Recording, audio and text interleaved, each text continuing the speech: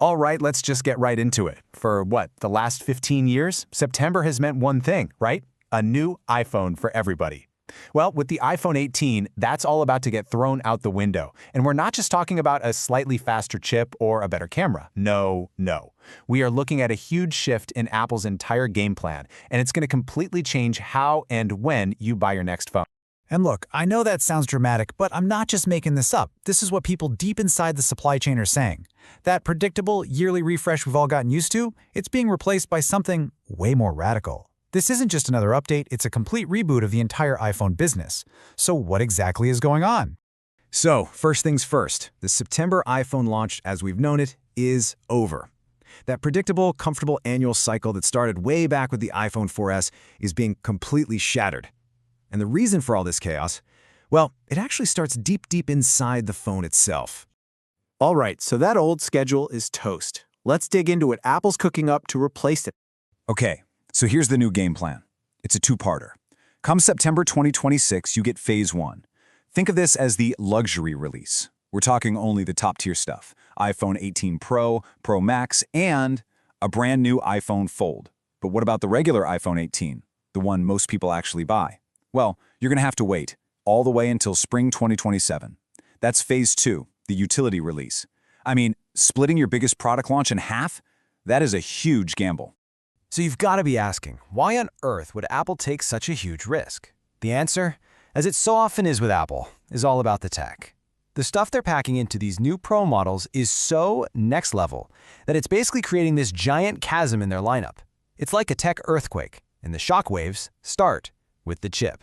This is where things get really cool. Let me break it down with an analogy. Think of the chip in, say, the iPhone 16, the 3nm one, as a city block that can fit 1 million houses. Now, this new A20 Pro chip, it's built on a 2nm process. That's like cramming 10 million houses into that exact same city block. And get this, they're so efficient, they barely produce any heat. We are not talking about a small upgrade here. This is a massive, generational leap forward. So how do they actually unlock all that power? Well, it comes down to this new technique called WMCM packaging. Now, don't worry about the acronym. All you need to know is that they're basically fusing the phone's short-term memory, the RAM, directly onto its brain, the main processor. It's like they're hardwiring them together.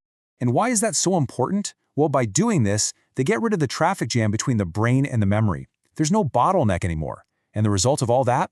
You get a chip that's an absolute beast at running powerful generative AI, locally, right there on your phone. No need for a constant connection to the cloud. It's all happening in your hand. Okay, so the guts are getting a huge upgrade. But what about the outside? Well, Apple's obsession with that perfect all-screen phone continues. You know the dynamic island? It's about to shrink by around 35%. The new nickname for it is the Pebble. And the way they're pulling this off is pretty clever. They're hiding one of the key Face ID sensors right under the screen. And the Pro upgrades just keep coming. The camera, for instance, is getting a real mechanical aperture. That means true physical depth of field, not just some software trick. Pair that with a monster 200-megapixel sensor, yeah.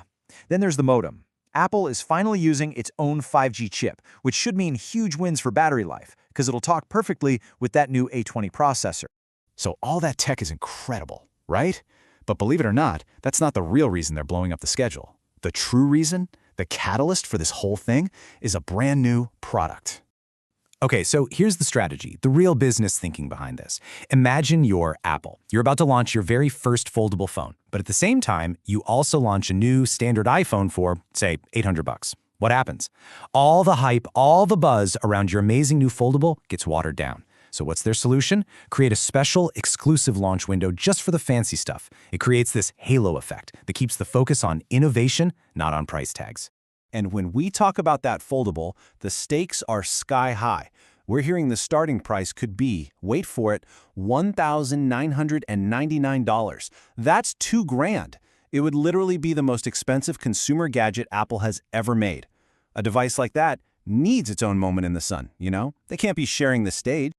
Okay, so we've got the new schedule, we've got the insane new tech, but let's talk about what really matters. What does this pro or nothing gamble mean for you, for your wallet? What happens when you're looking for a new phone during the holidays? Well, for starters, remember that amazing 2nm chip? It's not cheap. In fact, reports from the supply chain say it cost Apple 70% more to make than the last generation. And you know what that means? That extra cost has to be paid by someone. And yep, that someone is probably us. It's what people are starting to call the Pro tax.